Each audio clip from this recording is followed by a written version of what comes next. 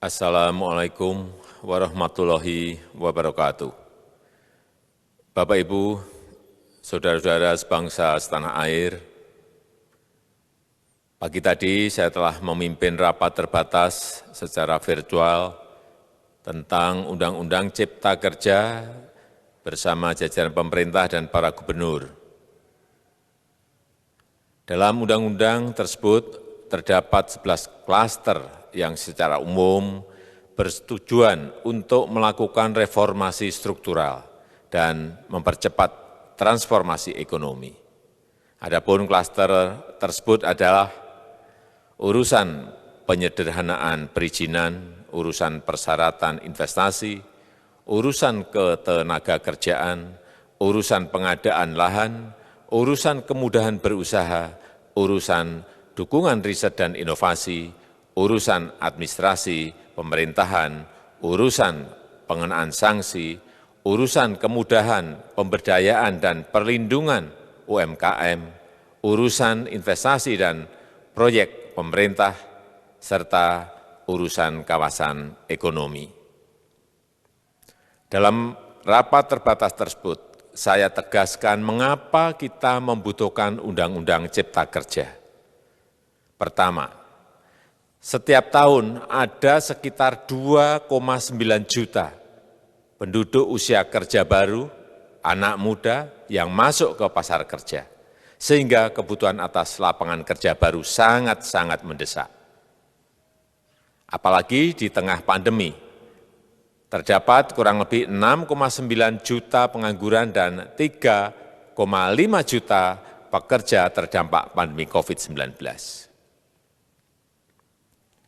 Dan sebanyak 87% dari total penduduk bekerja memiliki tingkat pendidikan setingkat SMA ke bawah, di mana 39% berpendidikan sekolah dasar. Sehingga perlu mendorong penciptaan lapangan kerja baru, khususnya di sektor padat karya. Jadi, Undang-Undang Cipta Kerja bertujuan untuk menyediakan lapangan kerja sebanyak-banyaknya bagi para pencari kerja serta para pengangguran. Kedua, dengan Undang-Undang Cipta Kerja akan memudahkan masyarakat, khususnya usaha mikro kecil, untuk membuka usaha baru. Regulasi yang tumpang tindih dan prosedur yang rumit dipangkas.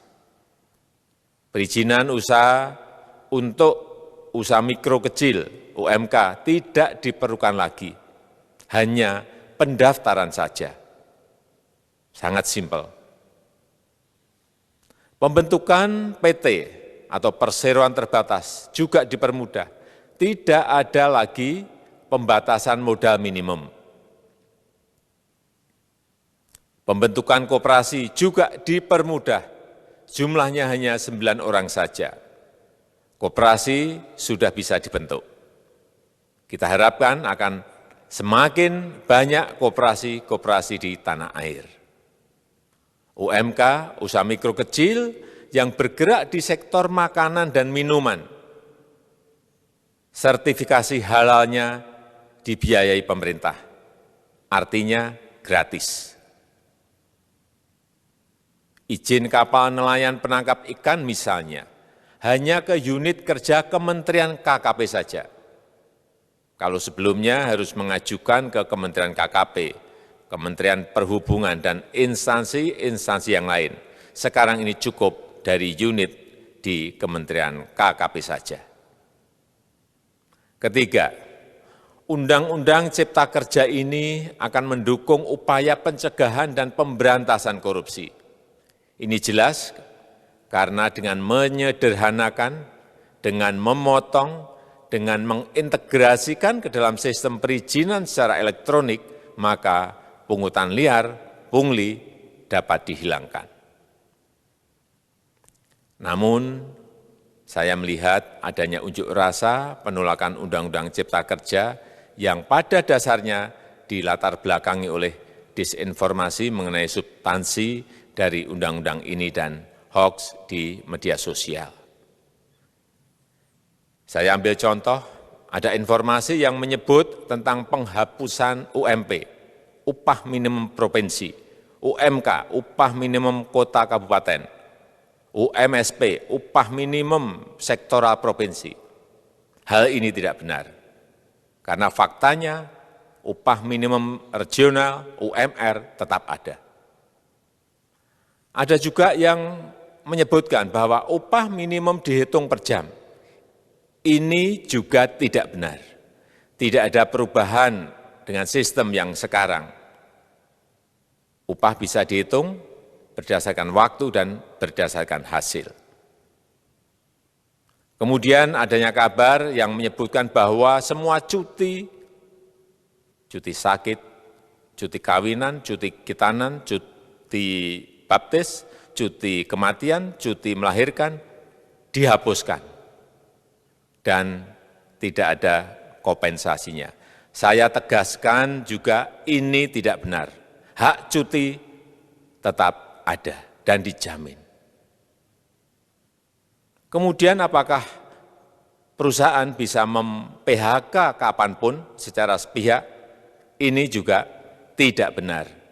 Yang benar, perusahaan tidak bisa mem-PHK secara sepihak. Kemudian juga pertanyaan mengenai benarkah jaminan sosial dan kesejahteraan lainnya hilang. Yang benar, jaminan sosial tetap ada. Yang juga sering diberitakan tidak benar adalah mengenai dihapusnya AMDAL, analisis mengenai dampak lingkungan. Itu juga tidak benar. AMDAL tetap ada. Bagi industri besar harus studi AMDAL yang ketat. Tetapi bagi UMKM lebih ditekankan pada pendampingan dan pengawasan. Ada juga berita mengenai Undang-Undang Cipta Kerja ini mendorong komersialisasi pendidikan. Ini juga tidak benar. Karena yang diatur hanyalah pendidikan formal di kawasan ekonomi khusus, di KEK.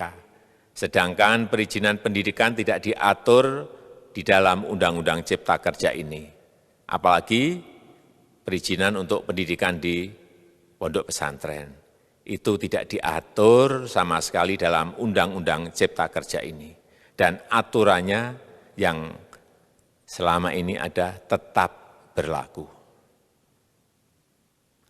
Kemudian diberitakan bahwa keberadaan bank tanah. Bank tanah ini diperlukan untuk menjamin kepentingan umum, kepentingan sosial, kepentingan pembangunan nasional, pemerataan ekonomi, dan konsolidasi lahan serta reforma agraria. Ini sangat penting untuk menjamin akses masyarakat terhadap kepemilikan tanah, kepemilikan lahan, dan kita selama ini tidak memiliki bank tanah. Saya tegaskan juga bahwa Undang-Undang Cipta Kerja ini tidak melakukan resentralisasi kewenangan dari pemerintah daerah ke pemerintah pusat. Tidak ada. Perizinan berusaha dan pengawasannya tetap dilakukan oleh pemerintah daerah sesuai dengan NSPK, norma, standar, prosedur, dan kriteria yang ditetapkan pemerintah pusat. Ini agar dapat tercipta standar pelayanan yang baik di seluruh daerah. Dan penetapan NSPK ini dapat nanti akan diatur di dalam PP atau peraturan pemerintah.